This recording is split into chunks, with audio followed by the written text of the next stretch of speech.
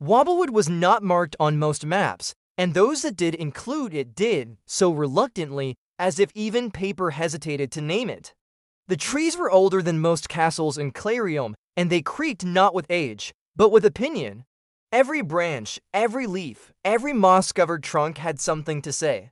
And they said it all the moment Sir Blop and the others crossed the threshold. The sunlight dimmed to a cool amber as the canopy thickened overhead, and the air became still and curious, like a roomful of strangers just waiting for someone to say something embarrassing. At first, they thought it was the wind.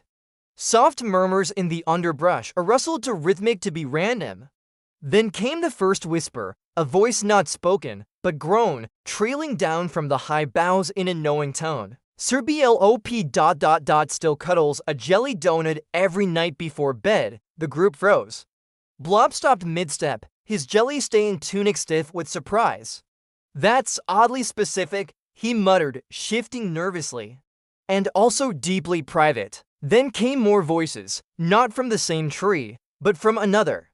Mistress Muck once accidentally turned her own nose into a toad, and left it that way for a week. Muck scoffed and waved her broom. That was experimental self-alchemy.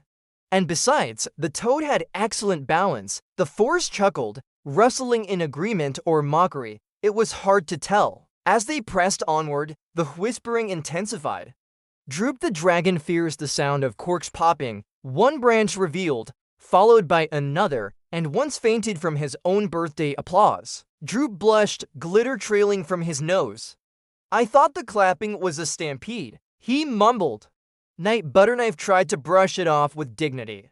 "Some of us," he declared, "have no secrets worth knowing." But the trees, unimpressed, replied, "You once challenged a wooden spoon to a duel, and lost." A low groan escaped from the group. Grumble remained silent. She kept her eyes forward, arms crossed, refusing to engage. But even silence has weight, and the forest could feel it.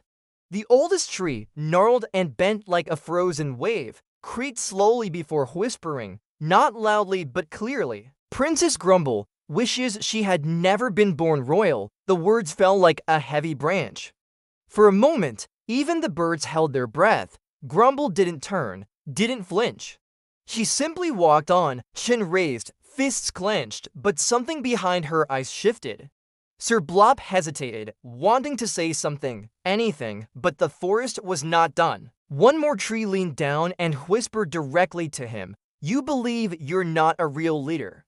And that one day, they'll all realize it." He stood still, surrounded by truth, surrounded by trees that spoke not to guide or judge, but simply to expose. "This place is horrible," Butterknife muttered. "It's like walking through your own diary." Muck sneezed violently. The moss had begun to flare up her allergies, and she tried casting an air-clearing spell, but only summoned a gust of wind that blew her own hair into her mouth. Droop curled his tail defensively, hovering just above the ground, mumbling through glitter sneezes. "I think I like the Yailing Opera map better." Tension grew, steps slowed, trust thinned like worn-out clay. Grumble stopped and finally turned, her voice colder than the shadowed air. "This is a waste of time. We're falling apart before we've even reached the mountains." Sir Blop swallowed hard. His voice was quieter than usual, but firmer too. "They're not doing this to stop us," he said. "The trees. They're showing us what we've hidden because maybe the only way through is honesty." Grumble stared at him for a long moment, eyes sharp and uncertain. Then, without a word, she turned and kept walking. The others followed, slower now, thoughtful, reshaped by revelation.